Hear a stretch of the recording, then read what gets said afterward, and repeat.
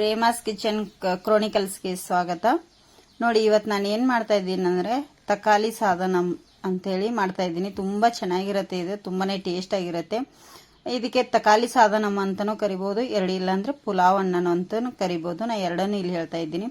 ತುಂಬ ಚೆನ್ನಾಗಿರುತ್ತೆ. ನೀವು ಒಮ್ಮೆ ಮನೆಯಲ್ಲಿ ಟ್ರೈ ಮಾಡಿ, ಹೇಗೆ ಬಂದಿದೆ ಅಂತೇಳಿ ಕಮೆಂಟ್ ಮಾಡಿ. ಹೊಸಬ್ರು ನಮ್ಮ ಚಾನಲ್ ನೋಡ್ತಾ ಇದ್ರೆ ಪ್ಲೀಸ್ ಸಬ್ಸ್ಕ್ರೈಬ್ ಮಾಡ್ಕೊಂಡು ನೋಡಿ.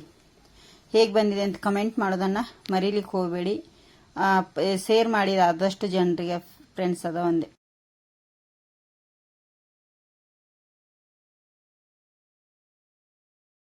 ಗ್ಯಾಸ್ ಮೇಲೆ ಒಂದು ಪಾತ್ರೆ ಇಟ್ಟಿದ್ದೀನಿ, ಅಗಲವಾಗಿರುವಂಥ ದಪ್ಪ ತಳ ಇರುವಂಥದ್ದು.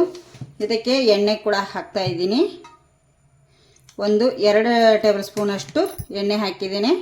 ನೋಡಿ, ಎಣ್ಣೆ ಕಾದಿದೆ. ಅದಕ್ಕೆ 2 ಕಡ್ಡಿ ಕರಿಬೇವು ಸೇರಿಸ್ತಾ ಇದ್ದೀನಿ. ಹಾಗೆ 1 ಕಾಯಿ ಮೆಣಸನ್ನು ಸೇರಿಸ್ತಾ ಇದ್ದೀನಿ. ಅದಕ್ಕೆ ದಪ್ಪದಾಗಿ ಕಟ್ ಮಾಡಿಟ್ಟಿರೋಂಥ ಒಂದು ಈರುಳ್ಳಿ. ನೋಡಿ, ಇದನ್ನೀಗ ಎಣ್ಣೆಯಲ್ಲಿ ನಾವು ಫ್ರೈ ಮಾಡ್ಕೋಬೇಕಾಗತ್ತೆ. ಇದನ್ನು ಚೆನ್ನಾಗಿ ನಾವು ಫ್ರೈ ಮಾಡಬೇಕಾದ್ರೆ ಇದಕ್ಕೆ ಇನ್ನೊಂದು ಪದಾರ್ಥನ ಸೇರಿಸಬೇಕಾಗತ್ತೆ. ಇಲ್ಲಿ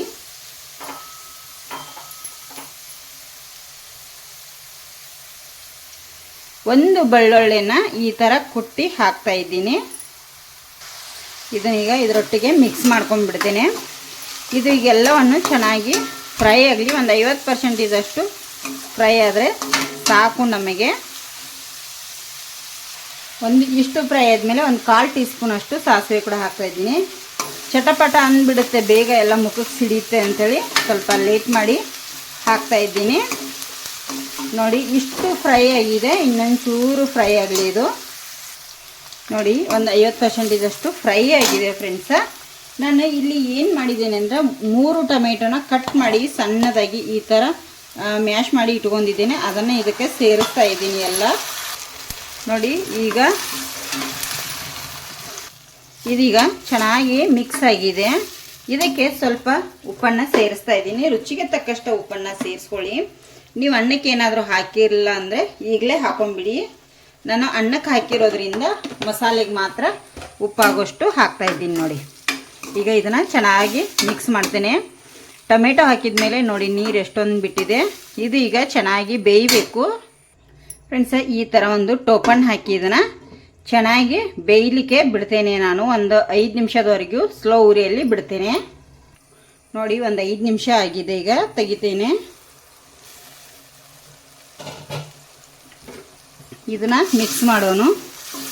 ನೋಡಿ, ಎಷ್ಟು ಮೆತ್ತಗಾಗಿದೆಯಲ್ಲ ಎಲ್ಲವೂ. ಈಗ ಇದಕ್ಕೆ ಮಸಾಲೆನ ಸೇರಿಸ್ತೇನೆ.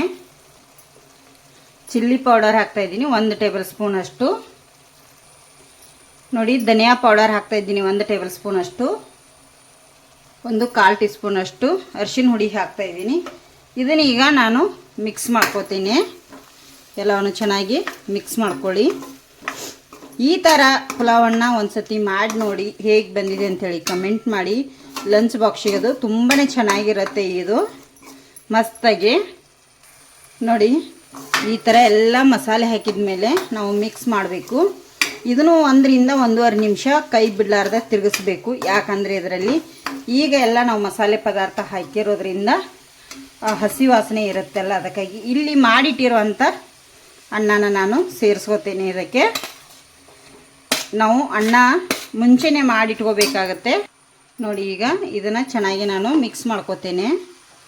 ನೋಡಿ, ಈ ಥರ ನಾವು ಎಲ್ಲವನ್ನು ಮಿಕ್ಸ್ ಮಾಡ್ಕೋಬೇಕಾಗುತ್ತೆ. ಸ್ಲೋ ಉರಿ ಇಟ್ಕೊಂಡು ನೀವು ಮಿಕ್ಸ್ ಮಾಡ್ಕೊಳ್ಳಿ. ನೋಡಿ, ಈಗ ಎಲ್ಲವನ್ನು ಕರೆಕ್ಟಾಗಿ ನಾನಿಲ್ಲಿ ಮಿಕ್ಸ್ ಮಾಡಿದ್ದೇನೆ. ತುಂಬ ಚೆನ್ನಾಗಿದೆ. ನೀವು ಒಮ್ಮೆ ಮನೆಯಲ್ಲಿ ಟ್ರೈ ಮಾಡಿ. ಈ ಥರ ಸೂಪರಾಗಿರುತ್ತೆ. ಸಿಂಪಲ್ಲಾಗಿ ಲಂಚ್ ಬಾಕ್ಸಿಗೆ, ಡಿನ್ನರ್ಗೆ ತುಂಬಾ ಚೆನ್ನಾಗಿರುತ್ತೆ. ಈಗ ಇದಕ್ಕೆ ಲಾಸ್ಟಲ್ಲಿ ನಾನು ಕೊತ್ತಂಬರಿ ಸೊಪ್ಪನ್ನು ಹಾಕ್ತೇನೆ. ನೋಡಿ, ಯಾವ ಥರ ಬಂತು. ಪುಲಾವ್ ರೆಡಿ ಆಯ್ತಲ್ಲ, ತುಂಬ ಚೆನ್ನಾಗಿರುತ್ತೆ. ನೀವು ಒಮ್ಮೆ ಟ್ರೈ ಮಾಡಿಬಿಡಿ. ನೋಡಿ, ಪುಲಾವನ್ನ ನಿಮಗೆ ಸರ್ವ್ ಮಾಡಿ ಕೂಡ ತೋರಿಸ್ತಾ ಇದ್ದೀನಿ. ಉದುರಾಗಿ ಎಷ್ಟು ಚೆನ್ನಾಗಿ ಬಂದಿದೆ ಅಲ್ಲ, ತುಂಬಾ ಚೆನ್ನಾಗಿದೆ.